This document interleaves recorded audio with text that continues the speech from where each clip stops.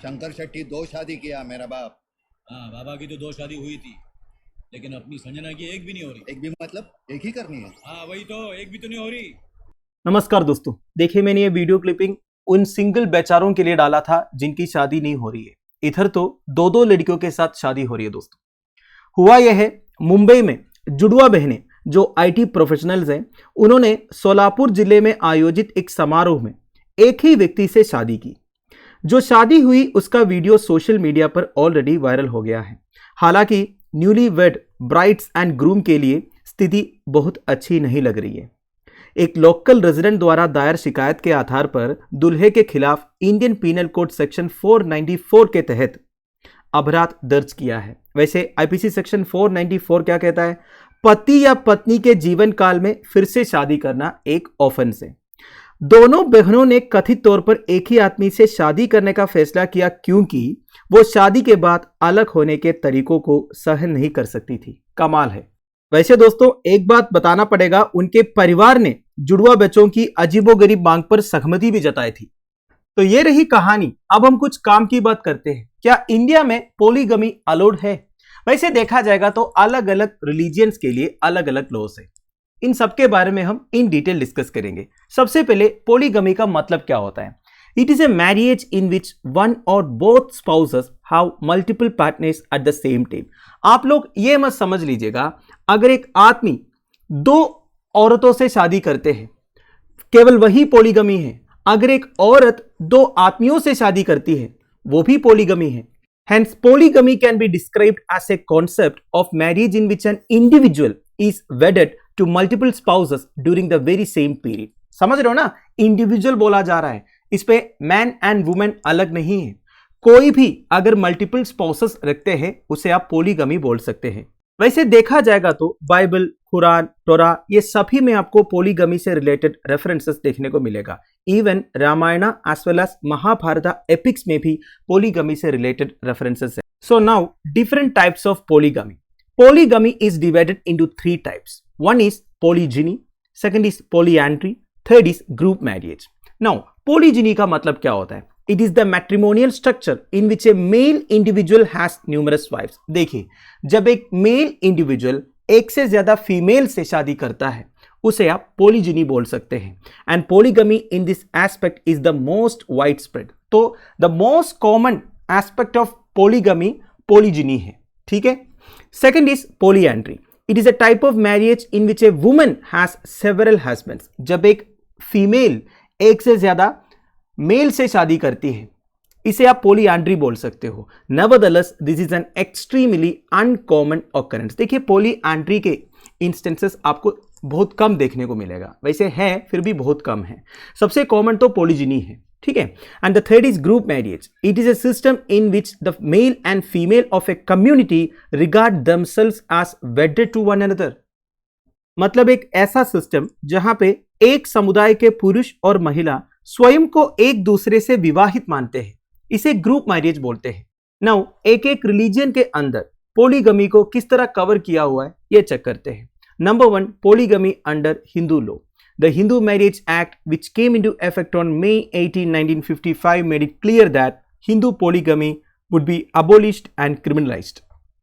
So basically, Hindu Marriage Act 1955 के हिसाब से हिंदूज के लिए monogamy is the only option. अगर दूसरी शादी करना है तो पहली शादी को टर्मिनेट करना पड़ेगा, either through a divorce or death of one of the spouses. ठीक है। Now, section 11 of the Hindu marriage act 1955 में लिखा हुआ है that polygamous marriages are void. The act cautiously mandates monogamous relationship. तो बेसिकली इस एक्ट के थ्रू ये मैंडेट दिया हुआ है दोस्तों, केवल मोनोगमस रिलेशनशिप्स जो है वैलिड होगा, पोलीगामस रिलेशनशिप्स या मैरिजेस जो है वॉइड होगा। अगर कोई एक से ज्यादा शादी करते हैं जब पहली शादी वैलिड है, then he or she will be punished under section 17 of the Hindu Marriage Act 1955 as well as Indian Penal Code sections 494 and 495. और एक बात आपको समझना है दोस्तों, हिंदू मैरिज एक्ट के under Buddhist, Jains and Sikhs को भी हिंदूज माने जाते हैं, क्योंकि बुद्धिस्ट, जैन्स एंड सिख्स के लिए अपना कोई ऑन लॉ नहीं है, इसलिए उन्हें भी हिंदू कंसिडर किया जाता है एज पर Hindu marriage act 1955। Now polygamy under Muslim law, देखिए Muslim personal law application act of 1937 जिसे शरीयत लॉ भी कहते हैं, इसके हिसाब से polygamy is not prohibited in Muslim legislation because it is recognized as a religious practice, hence they tend to preserve and practice it. तो मुस्लिम्स के लिए पोलीगमी अलाउड है क्योंकि इस्लाम में पोलीगमी को as a religious practice recognise किया हुआ है। पर आपको और एक बात समझना है, it is nevertheless clear that if this method is determined to violate the constitution's basic rights it can be overturned. मतलब देखिए किसी का बेसिक राइट्स या फंडामेंटल राइट्स इस रिलीजियस प्रैक्टिस से अगर वायलेट हो रहा है तो सुप्रीम कोर्ट या हाई कोर्ट इस प्रैक्टिस को ओवरटर्न भी किया जा सकता है। अब देखिए दोस्तों बात यह है ना, वैसे देखा जाएगा तो हमारे देश में जितने पर्सनल लॉज है, जैसे कि एक एक रिलीजन के लिए जो पर्सनल लॉज है, वो लॉज और इंडियन पीनल कोड के बीच में ऑलरेडी एक डिसएग्रीमेंट है। पर बात यह है the personal laws are implemented since it is a legal principle that a specific law supersedes the general law. हमारे देश में जितने जनरल लॉज है ना उसे हमेशा स्पेसिफिक लॉज सुपरसीड करते हैं, जैसे कि सारे सिटीजन्स के लिए एक लॉ और एक पर्टिकुलर सेक्शन के लिए अगर दूसरा लॉ पार्लियामेंट ने एनैक्ट किया है तो वो दूसरा लॉ जो है सुपरसीड करता है जनरल लॉ को। तो पोलीगमी से रिलेटेड दो इंपॉर्टेंट केसेस मैं आपको बताऊंगा। One is state of Bombay versus Narasu Appa Mali 1951, second is Javed and others versus state of Haryana and others 2003। पहला केस में क्या हुआ था दोस्तों, देखिए 1946 का एक एक्ट है बॉम्बे स्टेट का। 1946 में तो बॉम्बे स्टेट था ना, बाद में महाराष्ट्र एंड गुजरात बना था, ये बात आपको मालूम होगा। नाउ बॉम्बे स्टेट ने एक एक्ट एनैक्ट किया था that is prevention of Hindu bigamy marriage act 1946। Basically एक से ज्यादा शादी करने से हिंदू पॉपुलेशन को मना किया था इस पर्टिकुलर एक्ट ने। तो इस पर्टिकुलर एक्ट के अगेंस्ट एक चैलेंज पहुंच गया था बॉम्बे हाई कोर्ट में, और बॉम्बे हाई कोर्ट ने क्या बोला that the Bombay Prevention of Hindu Bigamy Marriage Act 1946 was not discriminative। इसके बाद सुप्रीम कोर्ट में ये केस पहुंच गया। सुप्रीम कोर्ट ने भी बोला that a state legislature has the authority to enact measures for public welfare and reforms even if it violates the Hindu religion or custom। देखिए स्टेट लेजिस्लेचर के पास ये अथॉरिटी है कि पब्लिक वेलफेयर एंड रिफॉर्म्स के लिए वो measures enact कर सकता है, अगर वो मेशर्स हिंदू रिलीजन या कस्टम को वायलेट भी करते हैं तब भी ठीक है। इस तरह सुप्रीम कोर्ट ने बोला था। और सुप्रीम कोर्ट ने यह भी बोला दोस्तों, it was up to the legislature to decide whether or not Mohammedans should be excluded from the purview of challenged act. अब बात यह है ना, ये तो हिंदू पॉपुलेशन के बारे में बोला, सुप्रीम कोर्ट ने बोला मुस्लिम्स के लिए भी ऐसा लॉ होना चाहिए या नहीं होना चाहिए, ये तो स्टेट लेजिस्लेचर को डिसाइड करना चाहिए। अगला है Javed and others versus state of Haryana and others 2003। एक काफी इंटरेस्टिंग केस था। हुआ क्या था, हरियाणा स्टेट गवर्नमेंट ने एक एक्ट एनैक्ट किया था कि जिनका 2 से ज्यादा बच्चे हैं वो गवर्नमेंट जॉब्स के लिए अप्लाई नहीं कर सकता या फिर कोई भी गवर्नमेंट पोजीशन के लिए अप्लाई नहीं कर सकता। तो इससे सबसे परेशान हुआ था मुस्लिम पॉपुलेशन, जिनका 1 से ज्यादा वाइफ थे और 2 से ज्यादा बच्चे थे। अब देखिए दोस्तों, 1 से ज्यादा शादी करोगे तो 2 से ज्यादा बच्चे होना तो नॉर्मल है ना।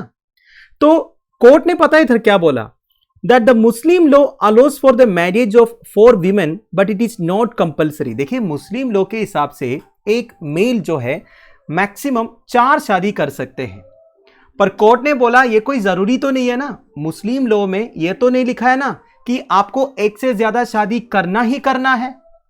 अगर आप 1 से ज्यादा शादी करते हो तो ये आपका ऊपर है, थोड़ा बहुत आपको एडजस्ट करना पड़ेगा। कभी कभी लॉस आपको कुछ करने से प्रोहिबिट कर भी सकता है। तो कोर्ट ने बेसिकली ये क्लियर किया कि जो पर्टिकुलर लॉ है ये आर्टिकल 25 का वायलेशन नहीं। Finally countries where polygamy is legal. देखिए polygamy is permissible and legal exclusively for Muslims in nations such as India, Singapore as well as Malaysia. तो देखिए इंडिया, सिंगापुर एंड मलेशिया में केवल Muslim population के लिए पोलीगमी permissible है, legal भी है। whereas polygamy is still recognized and practiced in nations such as Algeria, Egypt, Cameroon, Afghanistan, Pakistan, United Arab Emirates etcetera. ठीक है, कई सारे कंट्रीज है, मैक्सिमम मुस्लिम मेजोरिटी कंट्रीज है जहां पे पोलीगमी रिकॉग्नाइज्ड है एंड प्रैक्टिस भी किया जाता है। तो दोस्तों दैट्स इट। देखिए सीधी सी बात है, कई बार अपेक्स कोर्ट ने भी ये मेंशन किया है कि पोलीगमी एक रॉन्ग प्रैक्टिस है। अब ये स्टेट के ऊपर है इसे कंप्लीटली बैन करना है या नहीं करना है। और आपको पता ही है दोस्तों, पोलीगमी में सबसे ज्यादा पोलीजिनी फॉलो किया जाता है, मतलब एक मेल एक से ज्यादा फीमेल से शादी करने वाला जो प्रैक्टिस है। तो इसमें एक वुमेन का पर्सनल राइट्स का भी वायलेशन हो रहा है कि नहीं। अब देखिए, ये तो श्योर है मेजोरिटी ऑफ वीमेन ये नहीं चाहेंगे कि अपना हस्बैंड को दूसरे किसी के साथ शेयर करना। पुराने जमाने में ये होता था, पर तब तो मजबूरी थी, अब तो कंडीशंस बदल गया है ना। अब तो हमें रिफॉर्म्स लेके आना चाहिए।